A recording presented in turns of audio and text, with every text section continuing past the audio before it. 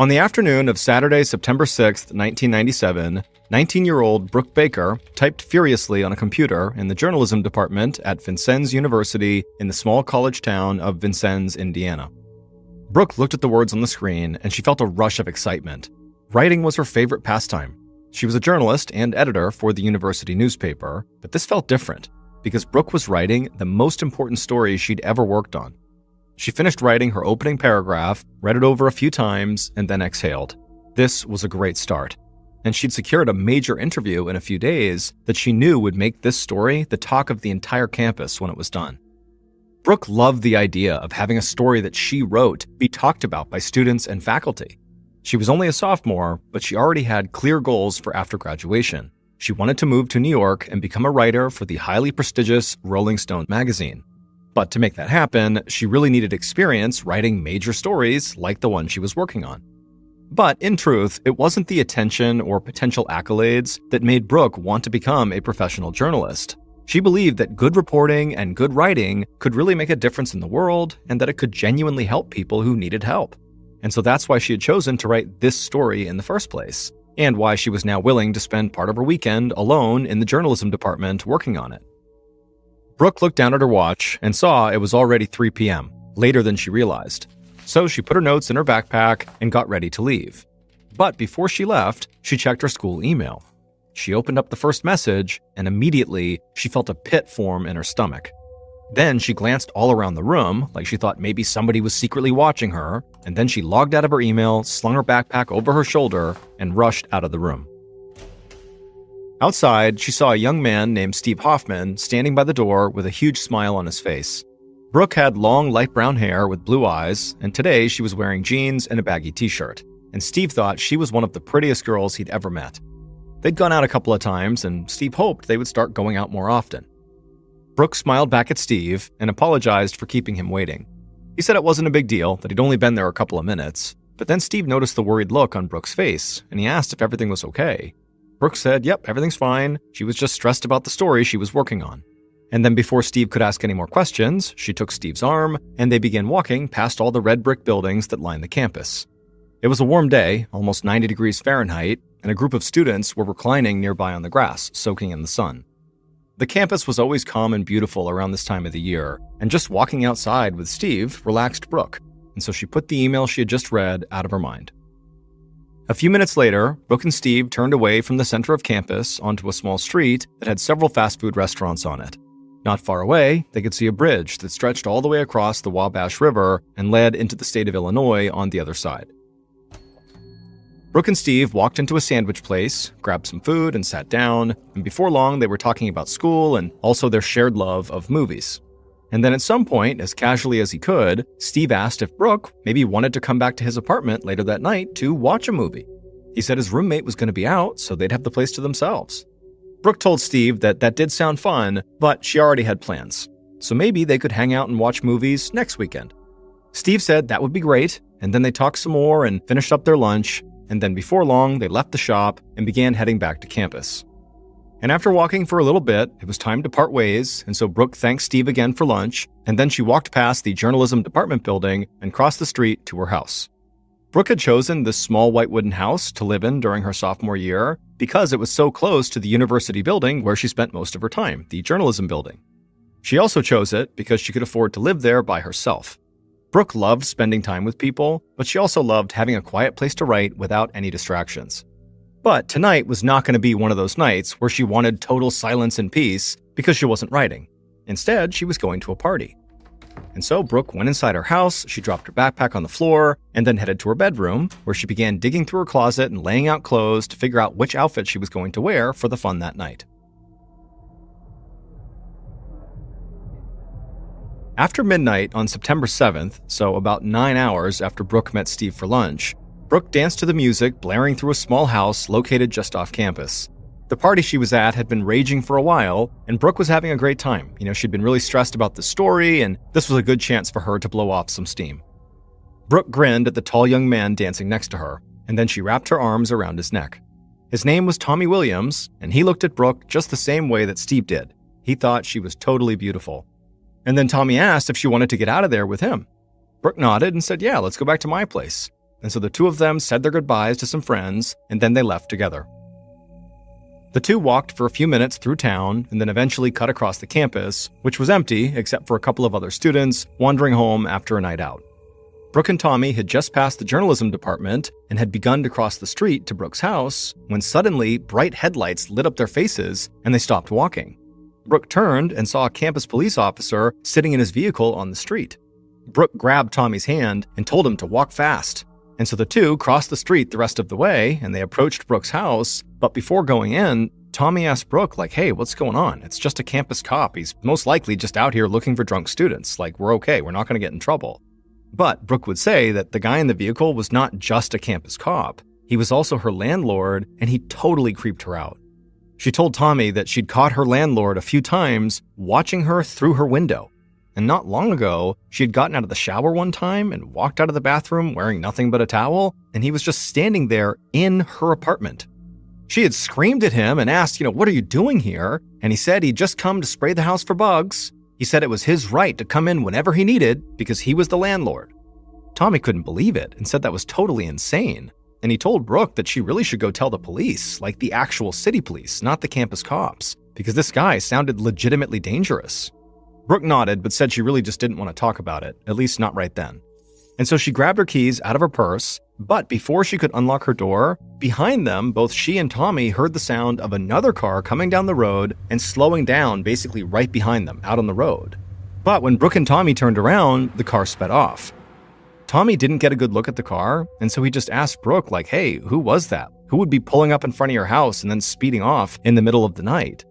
Brooke just shook her head. She didn't say anything, but she actually did recognize this second car. It was Steve's. Brooke secretly wondered if maybe Steve had just been waiting by her house on the off chance she might want to go hang out. Or if maybe he had been following her since they ate lunch together that afternoon.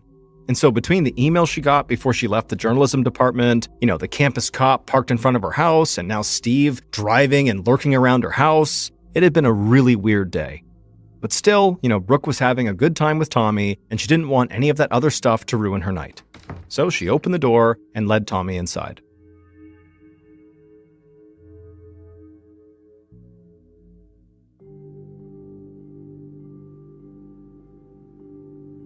At 9 p.m. that night, so basically 20-ish hours after Brooke and Tommy went inside of Brooke's house, Brooke's brother knocked on Brooke's front door and called out to his sister.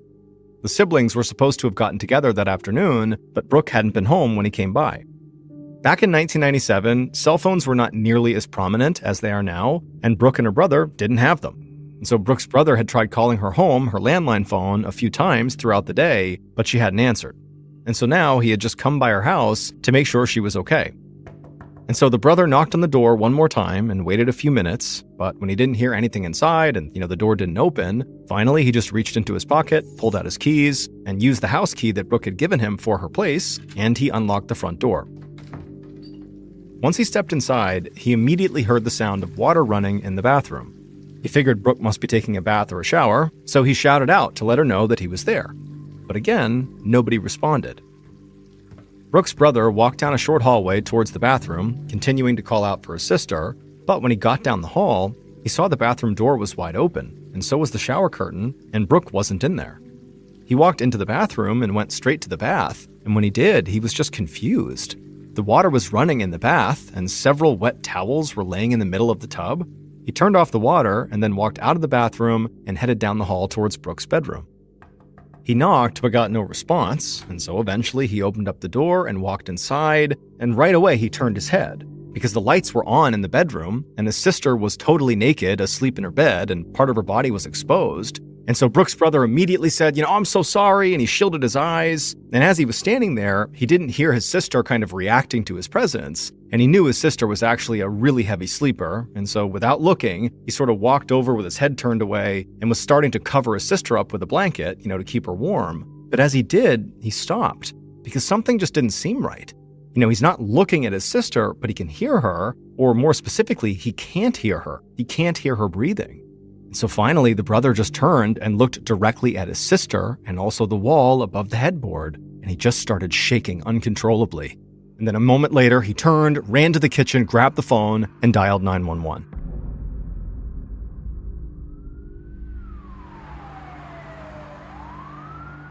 A few minutes later, Detective Greg Winkler of the Indiana State Police pulled up to Brooks' white wooden house and parked several feet away from the ambulance that was already out front. The town of Vincennes had a really small police department, and so anytime there was a violent crime in the town, the state police were called. But that really didn't happen very often, and when it did happen, these violent crimes almost never occurred near the college campus, and so Winkler had been very surprised when he got this call. He stepped out of his car and looked up and down the street. It was basically empty, and so Winkler was clearly the first cop to have arrived at the scene. So Winkler walked over and introduced himself, and even though it was pretty dark out in front of the house, Winkler could tell the young man had been sobbing. Winkler eventually asked Brooks' brother if he could please explain what had happened. Brooks' brother told the detective that he and his sister were going to meet up that day, but he hadn't been able to get in touch with her, and so that's why he came by her house. Then he told Winkler about how he let himself in with his own key, and then also what he had seen in the bathroom and, of course, in the bedroom. Detective Winkler thanked him and asked him to please keep waiting outside. Then Winkler walked into the house and found paramedics standing by Brooks' bedroom door. They informed him that the young woman had been dead when they arrived. Winkler nodded and walked into the bedroom. He saw Brooks' body laying on the bed, and right away he lowered his head. He was an experienced homicide detective, but that did not make a scene like this any easier to deal with. Winkler could see immediately that there was blood spatter on the wall behind the bed. He got closer to the body, and he saw multiple wounds on Brooks' neck and chest. There was also blood on the sheets, as if she had suffered wounds on her back as well. Then Winkler noticed the bruising on her inner thighs. The detective would have to wait for the forensics team to arrive, but so far, to him, based on what he was seeing, this looked like a violent murder that had followed a sexual assault. Winkler felt angry. The victim was basically still a kid. I mean, one look at the pictures and decorations in her room made that obvious. He walked into the hall, ready to search the rest of the house, but he saw that several local police and state forensics officers had just arrived. One of the Vincennes PD officers was Detective Bob Dunham.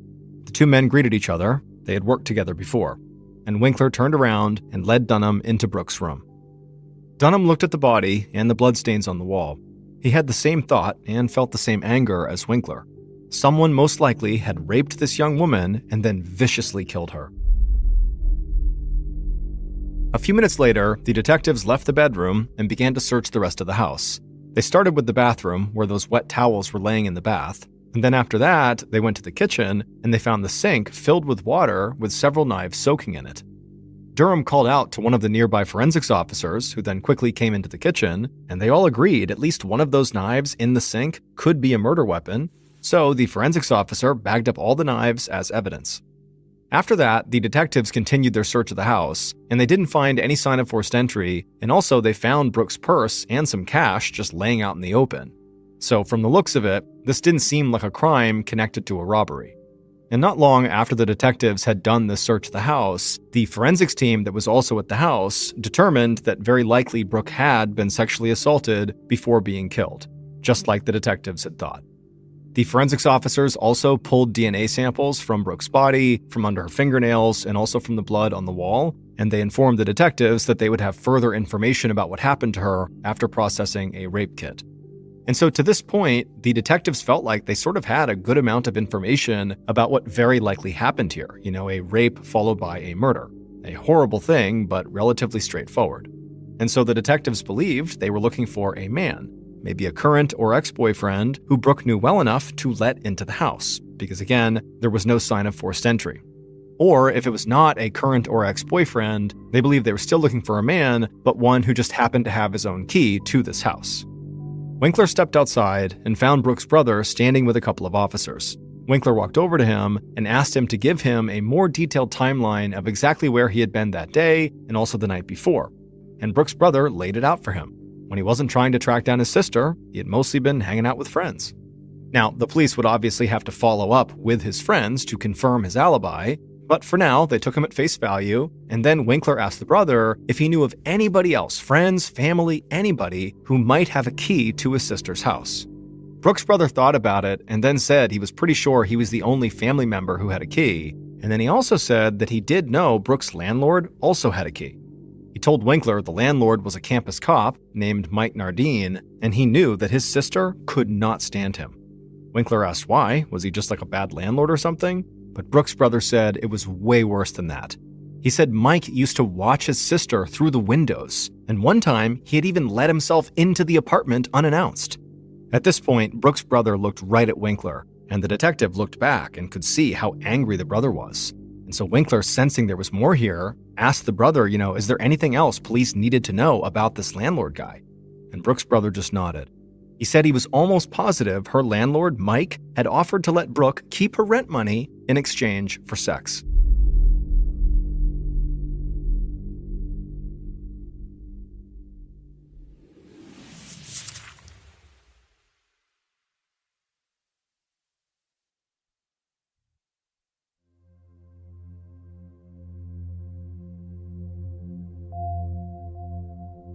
A couple of days later, Detective Winkler and Dunham met with Mike Nardine, the landlord. Brooks' autopsy report suggested that she had been murdered late at night on September 6th or in the early morning hours of September 7th, and the detectives had learned that Mike, the landlord, was working on campus around that exact time and not far from Brooks' house. Mike walked into the small interview room at the Vincennes Police Department and sat down across from the two detectives, and right away the detectives could tell Mike was angry. He made it very clear that he did not understand why they would drag a fellow officer in for this kind of interrogation. But Winkler and Dunham assured Mike they were just trying to get a clear picture of what had happened. This didn't seem to make Mike any happier, but he did answer the detectives' questions about his relationship with Brooke. He told them that he was her landlord and that they would talk from time to time when he was doing work on her house or collecting the rent. When there was a pause in the conversation, Winkler just asked Mike straight out if he had ever spied on Brooke when she was in her house, or if he had ever told Brooke she could exchange sex for rent. Mike glared at the two detectives. He said none of that happened, and if he ever showed up at the house unannounced, it was just to do work that had to get done. That was it. At this, Dunham spoke up, and he told Mike, okay, that all makes sense, and then Dunham asked if Mike would submit to a polygraph test and also provide a DNA sample. After all, if Mike was telling the truth, DNA and a polygraph were the easiest ways to prove that. Mike continued to just glare at the two detectives, but he agreed to both requests. And so Dunham and Winkler excused themselves and walked out of the room, and they quickly arranged for the polygraph test and also sent an officer into the room to swab Mike's cheek for the DNA sample. And a little while later that day, after Mike had taken the polygraph, the detectives thanked him for coming in and told him they would follow up if they needed to. Mike just shook his head and walked out of the room. Once he was gone, Winkler and Dunham joined the polygraph examiner, and the examiner reviewed Mike's test right in front of them, and he told the detectives that the results were inconclusive, which meant there was definitely a chance that Mike had lied on several questions, namely about his relationship with Brooke. Investigators knew it was going to take some time to get the test results back for Mike's DNA sample, as well as the DNA samples that were taken from the crime scene.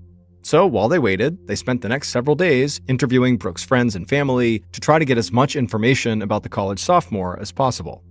And during these interviews, several people vouched for Brooks' brother's whereabouts on the night and early morning when his sister's murder had supposedly taken place. And so Winkler and Dunham did not consider him to be a primary suspect. But just about all of Brooke's friends told the detectives that there were two guys that Brooke had been seeing, Steve Hoffman and Tommy Williams, and she had hung out with both of them on the day before she was found dead. Winkler and Dunham brought Steve into the station first, and after he sat down, Steve kept fumbling with his hands and running his hands through his hair. It was obvious the kid was nervous. But the detectives didn't think that was very suspicious because, after all, he was young and he had just been thrown right into the middle of a murder investigation. Winkler spoke calmly to Steve. He said Steve was not in any trouble, but they needed him to be completely honest with them, even if whatever he had to say might be embarrassing or might make him feel like he was betraying Brooke's trust. Steve nodded and said he would tell them whatever they needed to know. So Winkler started by asking how long Steve and Brooke had been together. But right away, Steve said he and Brooke weren't really dating, they were just friends with benefits. They had started hanging out with each other recently, and they had had sex a few times, but Steve said he really liked Brooke, and he really hoped that their relationship would become more serious over time. Then Dunham asked point blank if Steve had slept with Brooke that past weekend, but Steve said no, he hadn't. He said he met Brooke for lunch on Saturday and asked if she wanted to meet up later that night at his place, but she said she already had plans.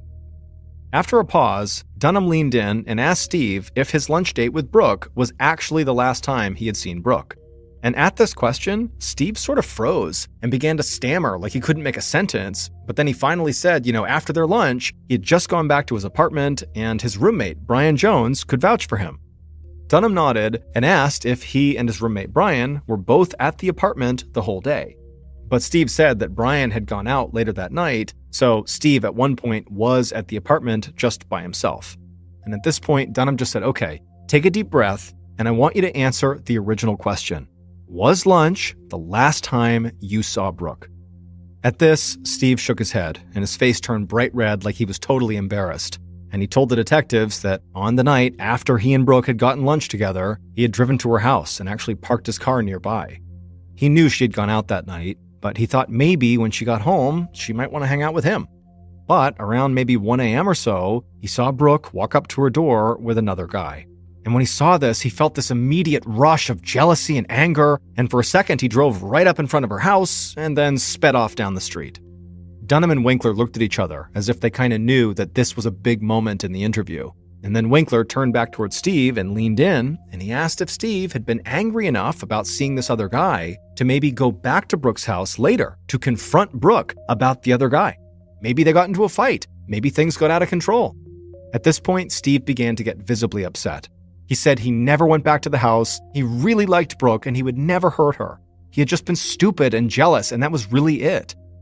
The detectives let Steve collect himself, and then after a few moments, Dunham asked him if he would provide a DNA sample. And at this, Steve did not hesitate. He said he would do whatever they needed if it would help them find Brooke's killer.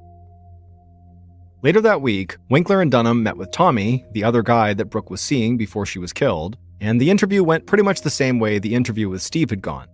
Tommy said he and Brooke periodically went out together, and yes, they had slept with each other a few times, but they were not in a serious relationship.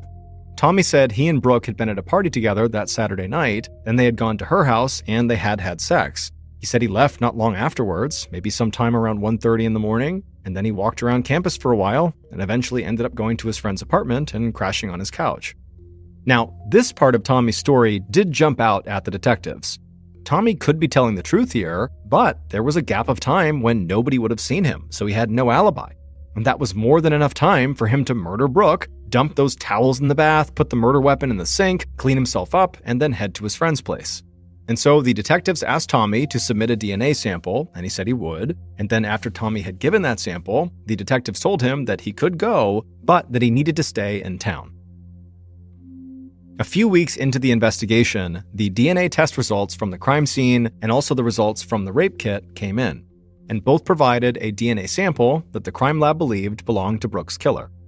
But soon after that, DNA test results came in for Brooke's landlord Mike and from the two guys Brooke had been seeing, Steve and Tommy, but none of their DNA was a clear match to the samples taken from Brooke's body and the crime scene. Now, this did not necessarily mean that, now Mike, Steve, and Tommy are all innocent, but it did mean that police did not have the kind of scientific evidence that would hold up in court. So investigators didn't feel like they had enough to arrest any of their top 3 suspects.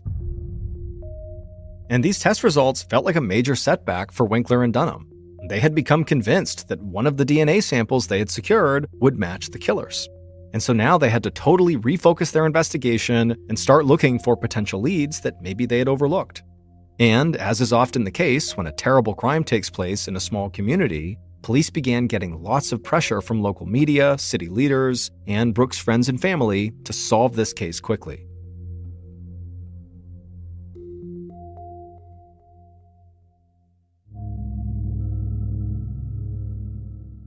At around this time, Winkler and Dunham made their way across the university campus towards the journalism department. It was hard for them to describe, but even the campus felt like it was full of tension from this case. Like nobody could relax because they feared they might be the next victim because whoever did this had not been caught yet. The detectives entered the journalism department, walked down a long hallway lit with bright fluorescent lights, and found their way to a small office that was cluttered with books. In the office was one of Brooke's journalism professors, who also served as Brooke's advisor, and she welcomed Winkler and Dunham, and then she sat down at her desk. The detectives thanked her for meeting with them, and then Winkler got right into it. He asked her if she knew of any rivalries between Brooke and maybe other journalism students. He told the professor that at this point, the police were looking for anything that might point them in the right direction. Brooke's professor said nothing like that was going on, at least nothing that she was aware of. She said Brooke was very friendly and outgoing and was able to get along with pretty much everyone. She was even one of those rare students who didn't fall into a specific clique and who had friends from all different groups on campus. But then the professor stopped and lowered her voice, and with a very serious look, she told the detectives that actually there might be one group of students that the police should look into. The professor said right before Brooke was killed, she had been working on a story that was going to make a lot of people angry. She was covering an alleged rape that had taken place during a frat party right out on the steps in the front of the frat house. Brooke was set to interview the young woman who was accusing the fraternity brothers, but Brooke had died just days before that interview was going to happen. At this, Winkler and Dunham shot each other a look. This was not anything that Brooke's friends had mentioned.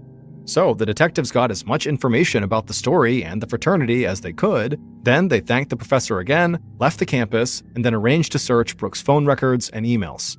And as they were conducting the search, they quickly discovered Brooke had been receiving threatening emails from members of this fraternity the entire time she'd been working on the story. And one of those emails simply read, "Write the story and you will die."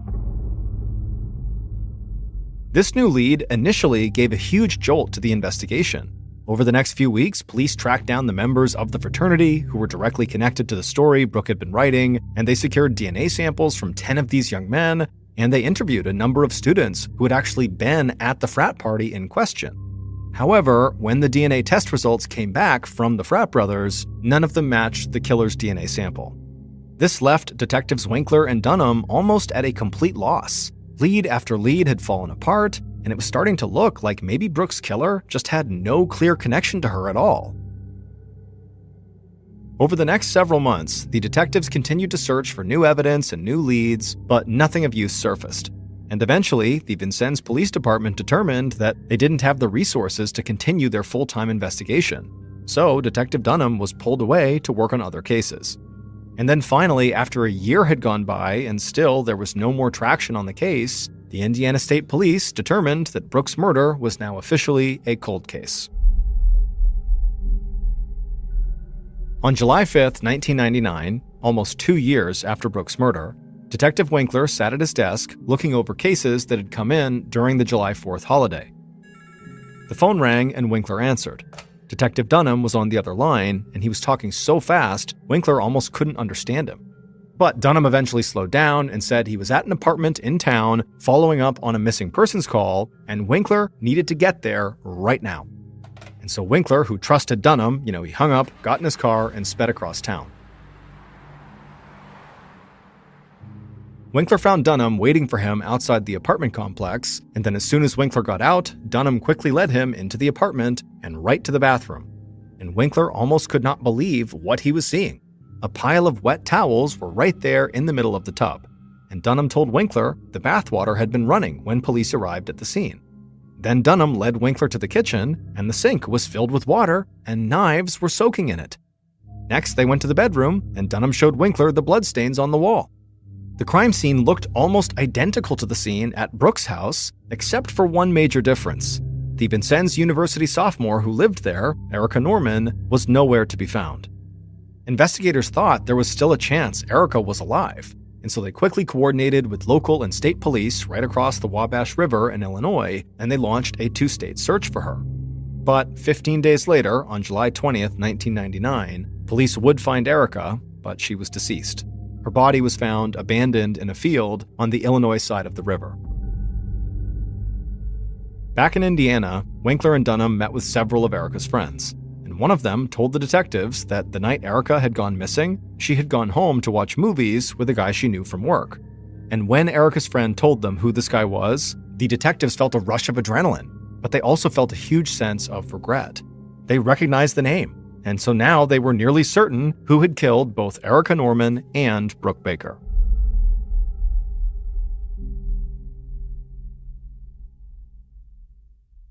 Based on DNA test results, evidence found at the crime scene, and interviews conducted over a 2-year period, the following is a reconstruction of what investigators believe happened to Brooke Baker in the early morning hours of September 7th, 1997.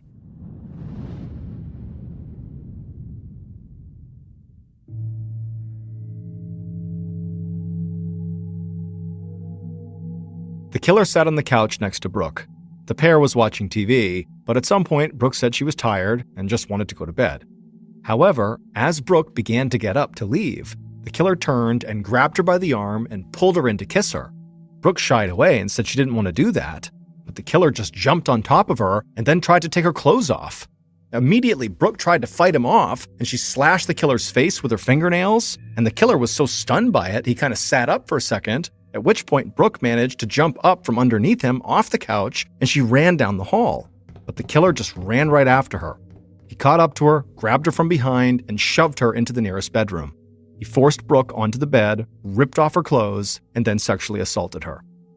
The whole time, Brooke tried to fight back, but she couldn't break free. And then at some point, the killer, who was on top of her, grabbed her by the throat and started choking her.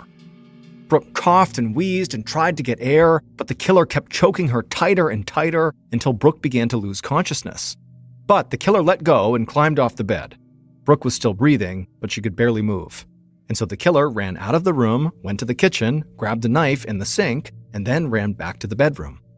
Brooke saw her killer rushing back into the room with the knife, and so she used the little strength she had left to turn over on her side and try to pull herself up and out of the bed, but the killer just leapt on top of her again, and he slammed the knife over and over and over again into Brooke's back, stabbing her a total of 11 times. As the killer did this, blood sprayed on the wall, the sheets, and the killer's hands and clothes, and when the killer was done, they climbed off of Brooke and rolled her onto her back. They weren't sure, but they thought Brooke was still breathing. So they raised the knife and stabbed her in the chest. Now, the killer was sure she was dead. The killer climbed off the bed and stood in the bedroom, breathing heavily and trying to collect their thoughts. Finally, they walked out and went to the bathroom. They put the knife down, grabbed a few towels, and tried to wipe the blood off themselves. Then they threw the towels into the tub and turned on the water. Then they picked up the murder weapon, the knife, and went to the kitchen. They filled the sink up with water and then dropped the knife in it to soak. Then the killer walked through the apartment, turned off the TV, then walked to the front door. They opened it up and locked the handle from the inside, and then poked their head out, kind of scanning the street. And when everything looked clear, the killer casually stepped outside, closing the now locked door behind them, and then they took off running across campus back to their apartment.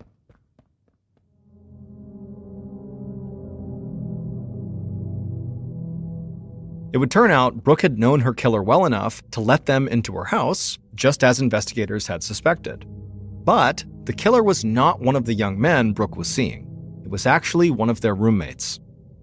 At the time of Brooke's murder, Brian Jones had lived with Steve, the guy who met Brooke for lunch and hoped to, at some point, have a more serious relationship with her.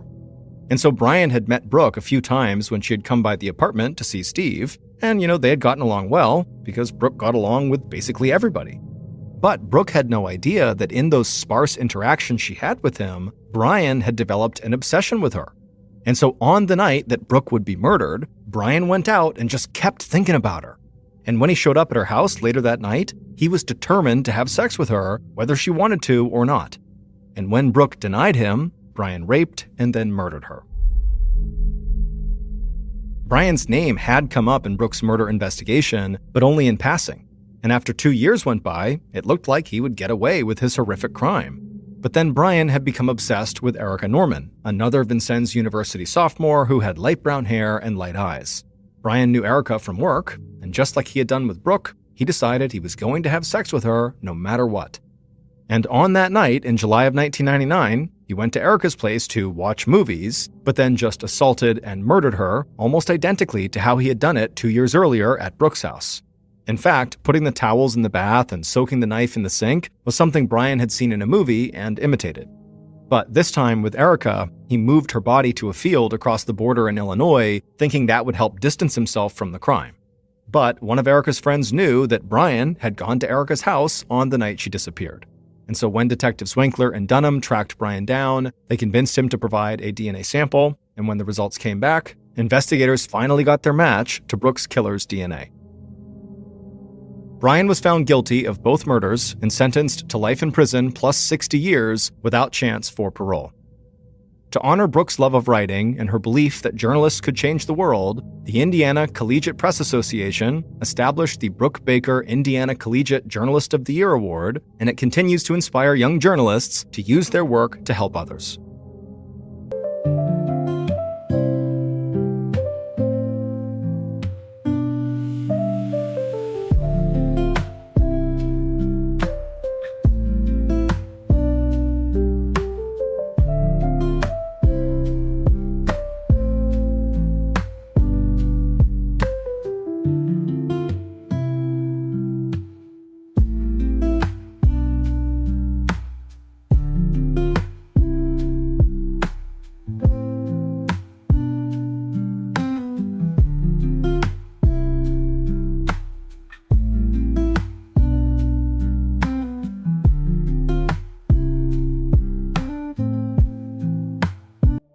In July of 1924, Fred Beck, along with 4 other gold prospectors, stumbled out of a forest right near Mount St. Helens in Washington state. And they swore to each other that they would not tell a soul what they had seen in the mountains the night before. But literally within a few hours of making that promise to each other, one of the men had spilled the beans at a bar. Very quickly, their story would garner major national media attention and even drew some international attention as well. This is their story. So the week leading up to the men arriving back in town with this crazy story, they had been prospecting for gold in an area they were very accustomed to working in. In fact, for the past 6 years, they had been going to this spot. So it was an area they knew well. And so this particular week that they were out there had been really successful. They had found a whole bunch of gold. It was like this great run of luck and nobody wanted to leave. Unfortunately, one of the men, named Fred Beck, started complaining of a really bad toothache. Now, they're about 2 miles away from this town. It's very rugged terrain. It's not safe for someone to travel alone in case something were to happen. And so Fred needed one or all of these men to come back with him. None of them wanted to leave, but they were willing to compromise. And they said, let's stay here today, and then we'll leave first thing tomorrow morning. And so Fred didn't really have much of a choice, and so he agreed, and they spent the rest of the day prospecting for gold. When the sun started to go down, the men decided it was time to pack it in and head to their cabin. Now, because these men had worked in this area for the past 6 years, they had actually built a small log cabin centrally located in this area so they could just crash out there and continue to work and not need to commute out of the town. The cabin, though, was not built for comfort. It was built entirely for practicality. It was barely big enough to sleep all 5 men, and in fact, 2 of them had to sleep in the same bed, like right against one another, and then the other 3 had to sleep on the ground. There were no windows in this cabin. It was like this awful chamber that they were trapped inside of. But it was sturdy, it protected them from the elements, and it was enough because they were out there for work, not for pleasure. So as they're walking towards their tiny little cabin, they get just outside the cabin and notice a very large footprint, like an animal print, outside the cabin. The men stop, they look down. Now, these are 5 rugged mountain men that are accustomed to being out in the wild.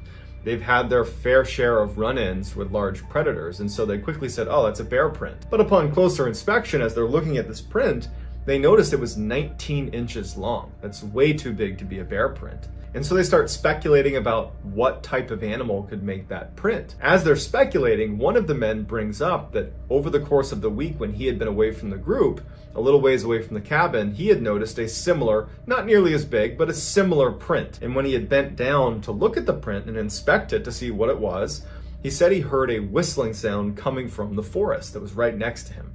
And so he stood up and he looked, but he didn't see where the whistling was coming from. And he thought to himself, I don't know what animal makes that sound. So he's looking out, he can't see where the whistling's coming from, and then he hears whistling behind him. The same sound, but on the opposite side of him. And he turns around and he looks, and there's nothing over there as well. And he's trying to put together in his head what animal makes that sound. He knows it's not the people he's out there with because they were way over near the cabin and he could actually see them from where he was. And he starts getting this really uneasy feeling that whatever made this huge print is probably in the woods right now watching me, whistling at me. And so he abandons the print and heads back to camp, but was too embarrassed to bring the story up to the group in fear that they would think he was exaggerating, so he never brought it up. When this guy tells this story to the group, Fred Beck would say, "That's weird. I heard whistling coming from the forest too. I thought it was you guys." They figured they were dealing with a large predator. They decide that it's in their best interest to forego a campfire outside the cabin, which they normally would do at night, and instead just go right inside the cabin and shut the door because they don't know what animals are out here and they want to play it safe. So they're sitting inside their windowless little dark cabin and they start feeling pretty hungry.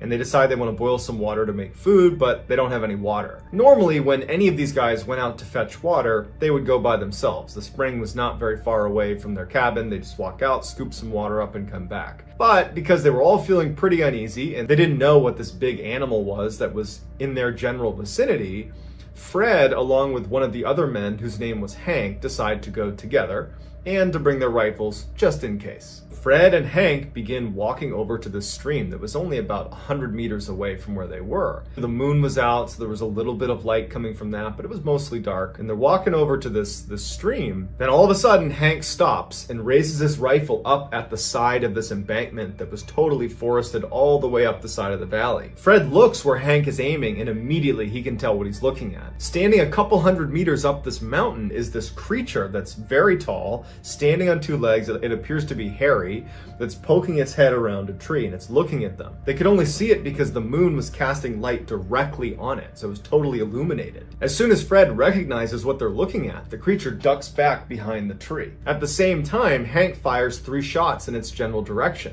and then there's silence. And then all of a sudden it comes barreling out from behind the tree and is running straight down the mountain towards them while whistling over its shoulder, looking like it's communicating with something behind it. Hank starts firing in its direction. It's clearly not striking this creature, but at some point the creature disappears. They don't know where it went. It's dark out. The only way they could see it before was because the moonlight happened to illuminate it. Now they don't know where it is. Fred and Hank abandon the water idea and they run right back to the cabin. They jump inside, shut the door, and they start barricading the door shut. The other men are like, "What the heck is going on?" And they start explaining what happened. They didn't know if it was a person or if it was this creature. They heard that whistling sound. All the guys are spooked. And now they're barricaded inside of this tiny cabin, and it's totally dark. There's no windows, so they can't even see what's going on outside of the cabin. And so they just had to sit there and hope that this creature does not come anywhere near them. After a long period of total silence, the men start to feel like, okay, whatever that was, it's not coming back. It's late at night. Let's just try to get some sleep. And so the men all lay down and eventually doze off to sleep. Then at some point in the middle of the night, something smashes into the side of the cabin, causing them all to wake up. Hank's yelling out because a piece of wood that actually made up the cabin had come loose from whatever had hit the side of the cabin and fallen onto him. So the group gets up. There's a little bit of light coming through this now, a little crack in the wall from where this wood plank came out. They can see what's happening now. There's a little bit of light inside.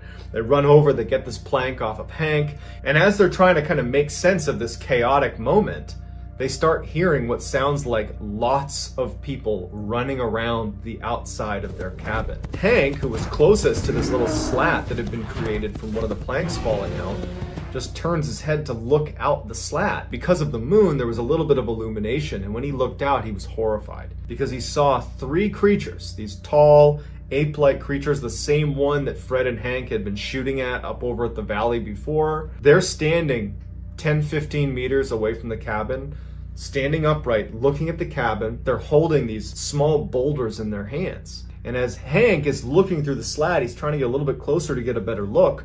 One of the creatures bends down and sees that Hank is looking at him, and he winds up and he throws the boulder and it smashes against this little slat. Hank basically falls over because he's trying to avoid this boulder being thrown at him, but the slat was small enough that it didn't go through. Hank's telling the rest of the men that there's 3 of them. There's 3 of them. They're right there. The men are grabbing their rifles. They're getting ready to aim out of the slat to try to take a shot at one of these creatures. But by the time they have a sight picture, there's no one out there, except they hear these footsteps and they start hearing whistling coming from the other sides of the cabin where they have no way of seeing what's going on because there's no windows and that gap in the cabin was only facing one way. And so they just sit there in silence as they hear all this whistling and footsteps and shuffling happening outside of their cabin. Then all of a sudden they hear slamming against the one door that leads into the cabin. They had barricaded the door already, so they go up and they're pressing back against the barricade as whatever is outside is trying to break into the cabin, but it can't get through the barricade. When they couldn't break in the front door, there was a barrage of these boulders smashing into the cabin. Now, these men had built the cabin. They knew it was sturdy, but they didn't know if it could withstand boulders hitting it. And so for hours, these rocks and boulders are smashing into the cabin. They never see them again through that slat. They kept periodically looking, and there was never any creatures that were on that side. It was like the creatures knew that they could be seen on that side, but couldn't be seen elsewhere. Finally, it just stops, and they sit down in the middle of the cabin. Fred was sitting in such a way that he could actually see the slat in the cabin that was now open and exposed. And as he's sitting there, Fred is horrified when he sees a hand slide into the cabin. A hairy, big ape hand that reaches in and starts fumbling around, grabs hold of an axe that was leaning up against the inside of the cabin. And as it's getting ready to pull it out, Fred runs over and twists the axe so it won't slide through the slat. And so the creature's slamming the axe, trying to get it out at the same time that Hank takes a shot and shoots right through the slat. The creature releases it and runs away. They hear all this whistling very close to their cabin, which made them realize that they had just been quietly waiting outside of their cabin. They had never left. But after Hank had taken that shot at the thing's hand, it sounded like almost a stampede was running away off into the forest. And at that point, the group was fairly certain that it was done. The next morning, when they saw through that slat in their cabin that the sun had finally come up, the men packed only the bare necessities. They got their weapons. When they finally opened up that door, all over the ground, all around the cabin were these rocks that clearly had been thrown at the cabin. The cabin itself had obviously withstood the barrage, but there was gash marks and slashes all over it. Feeling very lucky, the men start making their way out of the valley, and they make their way all the way back to town. And after the story kind of went viral, loads of people went out there to try to find these creatures, but no one ever could. In December of 1981, Mike Woolley decided he wanted to go deer hunting in his hometown in Louisiana. It was a cold day, it was great conditions for a hunt, and Mike had a deer stand that was set up about 1.5 miles down this old logging road that no one really used. He would take his truck and he would drive about halfway down that road, and then he'd get out and he would walk the remaining, half mile, 3/4 of a mile to his deer stand, because if he drove his truck in, he would scare away all the deer. He made it to his deer stand by about 3 p.m. that day, and he'd only been there for about 30 minutes when all of a sudden this young doe comes running across and stops right in front of his deer stand. The doe lays down and is clearly exhausted, and Mike would say that it looked like something was chasing it, and he assumed it was some huge buck. And so Mike's getting ready for this big buck to emerge when out of the corner of his eye, he sees something pretty big jump out of a tree. And he kind of turns his head and looks, and it's not a buck. It looked like a gorilla. He thought, okay, a gorilla must have gotten out of the zoo. But then he's thinking to himself, there isn't a zoo around here, and there's no circus around here, so it can't be an escaped gorilla. And then he was like, okay, someone must have put on a gorilla suit to stop me from deer hunting. They're out here to try to get me to leave this spot. They're anti-deer hunting, and so they're here to screw with me. And so Mike, believing that was the case, he starts yelling to them, take off your mask. This isn't okay. This isn't funny. I have a license to be here. You can't be here. You need to leave. Get out of here. And so this thing that he believes is a person wearing a gorilla suit just completely does not react. It's just standing looking at him. And it's about 15 or 20 meters away from him at this time, and it's just staring at him. It's on 2 legs. Mike starts to feel uneasy because he's thinking to himself, if this is somebody in a gorilla suit that's trying to get me to leave, wouldn't they right now announce that and say, you need to leave? They wouldn't just stand there doing nothing. And so Mike, even though he knew it was going to probably escalate the situation, raises up his rifle in the direction of this person to use his scope to basically zoom in on this person and get a better look. And when he raises his rifle and he zooms in, he immediately knows that this is not a person wearing a mask. Steam was coming off of its face like it had been running. It was 30 degrees outside. And he said he could see its nostrils flaring like it was out of breath, or that perhaps it was angry. He didn't know. Even though it wasn't a person wearing a mask, it looked very human-like because it had human teeth, flat teeth. It had, he said, human eyelashes. And just the general structure of its face appeared to be human. And he thought to himself, is this a feral human? Is that possible? Is this a person that has been born and raised in the wild? And so as he's pointing the weapon at this creature, looking through the scope, just totally dumbfounded. Mike has no intention of shooting at this point. He really just wanted to stare at it. The creature roars, and Mike describes it as like a lion's roar. This thing was suddenly really upset with Mike. And Mike believed later on that it was because he raised his weapon at this thing. As soon as it roars, Mike said that about 100 meters in the other direction, he hears this really loud, piercing whistle coming through the forest. As soon as that whistle comes through the forest, the creature that was still growling stops and turns its head in the direction of this whistle. And it whistles back. And so Mike, the hair on the back of his neck is standing up. He knows they're communicating, probably about him. And as he's realizing this, he lowers his weapon and he's looking at the creature in front of him who's whistling and looking in the direction of this way. And then that creature snaps back and looks right at Mike. And as he's wondering what he should do next, another creature walks out of the tree line and stands right next to the first creature. And the way it walked, it was walking like a human. It was on two legs. And they're both standing about 20 meters away looking directly at Mike. Mike is terrified. And he would say that he knew that he had to make a run for it. And so he leaps from his stand and starts running towards his truck, which is about a half mile away. And he said as soon as he did, he could tell that one of them at least started sprinting after him. And he looked over his shoulder as he's running towards the logging road, and he sees that one of the creatures is running parallel to him, easily running as fast as he is. It's choosing to stay, 5-10 meters away from him, but running in step with him the whole way. It's like it's forcing him to leave the forest. And so Mike is running, waiting to get attacked by this creature. He finally gets to his truck, he clambers inside and shuts the doors, and he looks out of his window and he sees the creature just standing there looking at him from the trees. He looks in his rear view and he sees that the other creature had also been running after him on the logging road, that the two of them had basically herded him to his car. It was an intelligent move. Mike believes that because he raised his weapon at that first creature, that triggered a series of events that led to them chasing him out of the woods. He said that he was the aggressor, not the other way around. We don't know if either of those stories are true, but certainly they are terrifying. So I'd love to get your reaction to these two stories in the comments. Are these total fabrications, or is there some truth to Bigfoot, and these stories are just evidence of that? If you enjoyed today's story and you want to hear more like it, I would encourage you, if you haven't already, to steal the like button's phone and turn off all their alarms so they're late for work tomorrow. Also, subscribe to this channel and turn on all notifications so you don't miss any of my weekly 3, 4, even 5 video uploads. If you have a story suggestion, drop it into our subreddit called MrBallen. It's linked below in the description. If I intentionally use one of your story suggestions, I will absolutely credit you. If you want to get in touch with me, you can direct message me on Instagram. My username is JohnBallen416. I'm also very active on TikTok, where my handle is MrBallen. So whether I see you on Reddit, Instagram, TikTok, YouTube, or some combination, I just really appreciate your support. And until next time, guys, that's going to do it. See ya.